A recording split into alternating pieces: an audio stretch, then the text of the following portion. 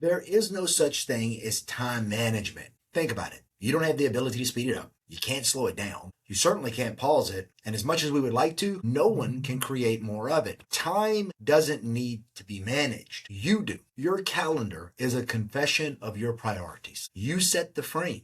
But what you have to understand is that you've got the same 24 hours as every other man, woman, and child on the planet. The difference between winners and drifters is allocation.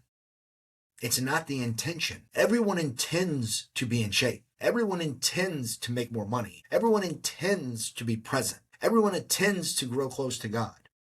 But the people that fail at this over and over again, they drift. They're not blocking and tackling in their calendar.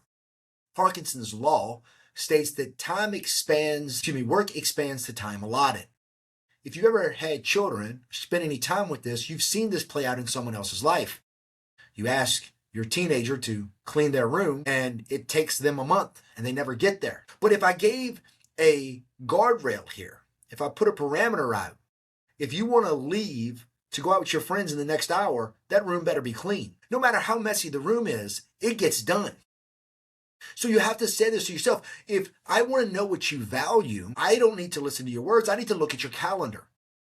More often than not, the people that complain the most about not having enough time, if you pull up their calendar, it's nothing but blank space. Nothing is allocated. So what we have to grasp is that time is fixed and allocation is a choice. So many people use busy as a badge of honor. But busy, more often than not, is usually evidence of poor priorities. They're out there saying yes to everything, completing nothing. You will never find time for important things. What you will do is remove time from unimportant ones.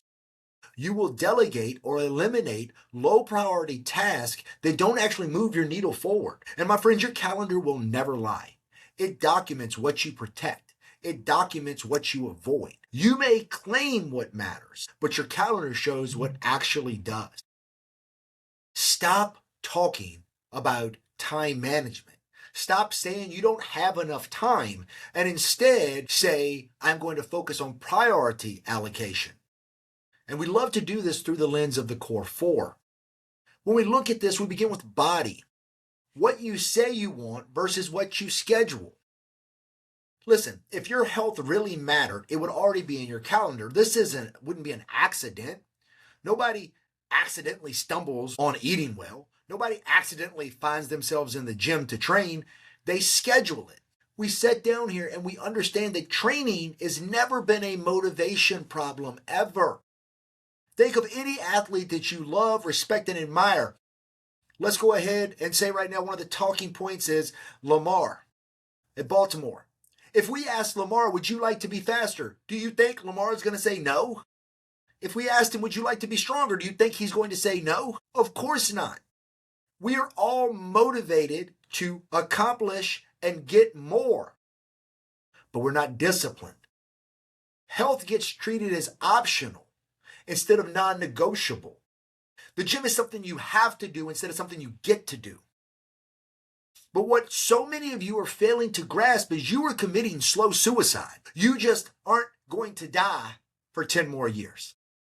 If we put this into perspective, then we would be able to be eagerly attacking our fitness goals. People schedule meetings, but they try to fit workouts in what they can. Your body is the engine. So stop acting surprised when life breaks down because your body breaks down. The first appointment of the day should be movement. Health is scheduled like a meeting you cannot cancel because, my friends, if you want the best out of this life, it cannot be. The only thing you do better out of shape is die. That's it. When we talk about being, mindset, faith, identity, silence reveals your priorities. You cannot lead in your life if you never slow down enough to think. Stillness is avoided because it exposes people to things they don't want to face. If you sit there in the morning, you take that time with yourself, there is silence, and in that silence, you come face to face with the truth of your fruit. Did you do it or did you not do it?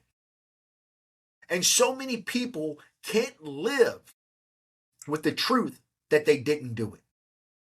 But when we do things like morning prayer, we journal, we do reading, we have reflection. Always, when we have time, guess what? You never do it. Reaction replaces intention when it's not being scheduled. And a chaotic mind will only produce a chaotic calendar. If you don't allocate time to shape your thinking, the world will do it for you. And Lord knows, we see too much of that. I believe it was Lincoln who once said, "I'm slow to step, but when I step, I never step back." When are you going to be able to look at the facts, look at the realities before you're making decisions if you're not taking the time to give yourself that peace and that quiet? So many people say that God doesn't talk to them, but they don't talk to God. I always say the same thing when people say that somebody that they thought cared about them hasn't called them. Well, have you called them? Why does the phone only work one way? Why do they have to call you? So in your practical allocation, what is your daily non-negotiable quiet block? Are you going to do it in the morning when the world is quiet and nobody's asking you for anything? I think that's better than the night. But at the end of the day, if you find that nighttime before you go to bed is the better process for you to download and get prepared for the next day, it doesn't matter. Just make sure you're allocating that time efficiently. Balance your relationships. What you protect gets stronger. Balance is not about doing everything equally. This is the thing that I think is lost on the newer generation. They believe in work-life balance. It will never exist. You will never spend the same amount of time at work that you spend with your kids. You will never spend the exact same amount of time with each kid. You will never spend the exact same amount of time in your hobbies as you do with your wife. There's just a reality that nothing, as we lay this out, is going to get equal time. Balance is about doing the right things intentionally. Families don't drift apart suddenly. It's slow neglect.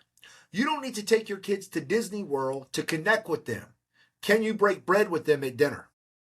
Marriages don't fall apart from lack of love. They fall apart from lack of attention. You don't need to put on some giant, huge party to celebrate your wife or your husband. You just need to give them the attention every single day. Kids, most importantly, they're not looking for perfection. They want presence. Again, you will never find time for your family unless you schedule it. People will often ask, you schedule a date night or you schedule events with your children. Why would I not? I schedule my work events. Why would you not schedule it?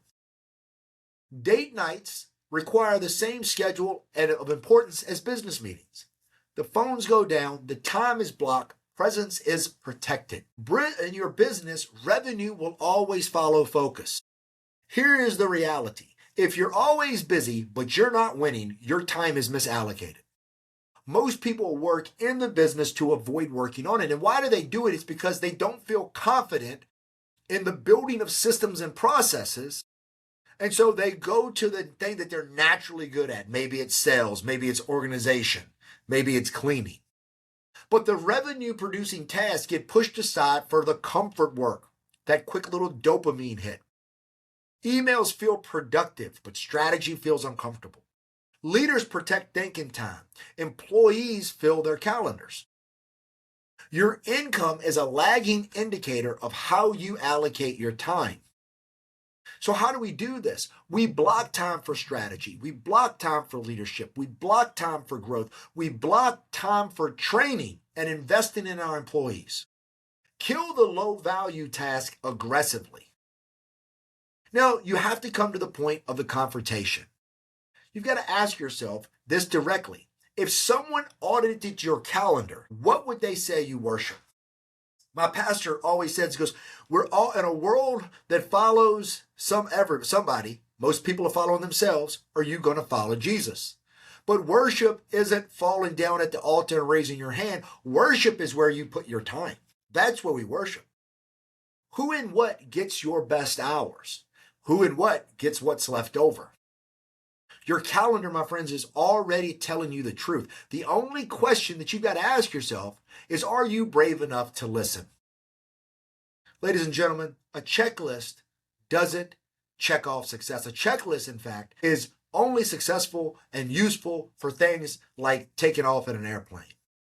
Far too often, people that do checklists, they're simply doing it for a dopamine hit. They find themselves busy, but they never get productive because there's always something to add to a checklist. These little low value targets that you can knock off with 5 to 10 minutes, but they don't really move your needle. So here's my challenge to you. Look at the last 14 days. Categorize time into the core four of body, being, balance, and business. Don't explain it. Don't justify it. Just observe it. And be honest. Listen. What is the calendar telling you? Ladies and gentlemen, you do not need more time. You need better priorities. And your calendar is where those priorities prove themselves. I hope you take this message to heart. And if you got something out of this, go ahead and give us a like, subscribe, and share to someone you know who needs to move beyond busy, get into productive, because they stop trying to manage time and they simply focus on allocation. Keep living. Head down, horns up. Salute.